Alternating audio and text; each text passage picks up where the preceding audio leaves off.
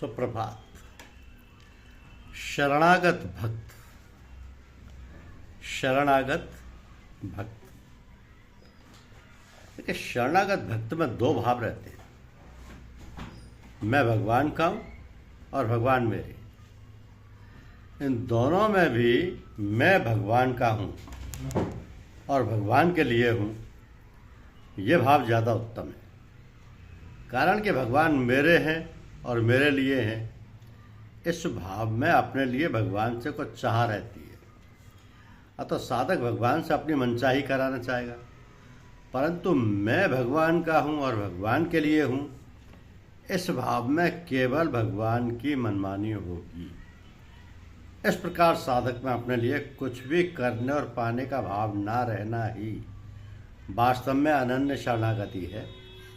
इस अनन्य शरणागति से उसका भगवान के प्रति वह अनिर्वचनीय और अलौकिक प्रेम जागृत हो जाता है, जो क्षति पूर्ति और निर्वृत्ति से रहित है, जिसमें अपने प्रिय के मिलने पर भी तृप्ति नहीं होती है और वियोग में भी अभाव नहीं होता, जो प्रतिक्षण बढ़ता रहता है, जिसमें असीम अपार आनंद है, जिसमें आनंददाता भगवान को भी आनंद मिलता है।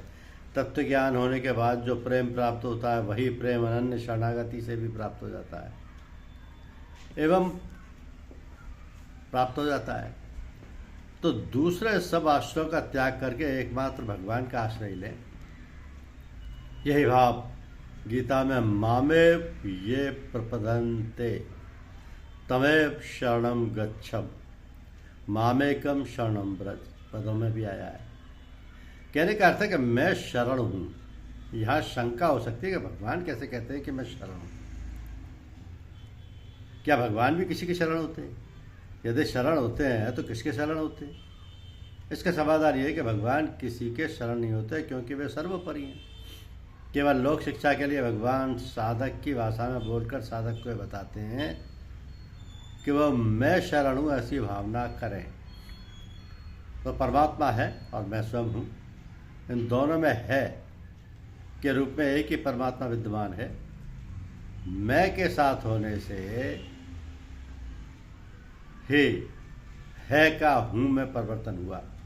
यदि मैं रूप एक देशीय स्थिति को संवेदन सर्वदर्शीय है में विलीन कर दें तो है ही रह जाएगा, हूँ नहीं रहेगा। तो जब तक स्वयं के साथ बुद्धि मन इंद्रियां शरीर आदि का संबंध मानते हुए हूँ बना हुआ है, तब तक व्याभिचार दोष होने के कारण अनन्य शरणागति नहीं है। परमात्मा का अंश होने के कारण जीव वास्तव में सदा परमात्मा के ही आश्रित रहता है, परंतु परमात्मा से विमुख होने के बाद यानी आश्रय लेने के स्वभाव न छूटने के कारण वह भूल से नाशवान संसार का आश्रय लेने लगता है, जो कभी टिकता नहीं, अथवा वह दुख पाता रहता है। इसलिए साधक को चाहिए कि वह परमात्मा से अपने लिए वास्तविक संबंध को पहचान कर एकमात्र परमात्मा के शरण हो जाए। धन्यवाद।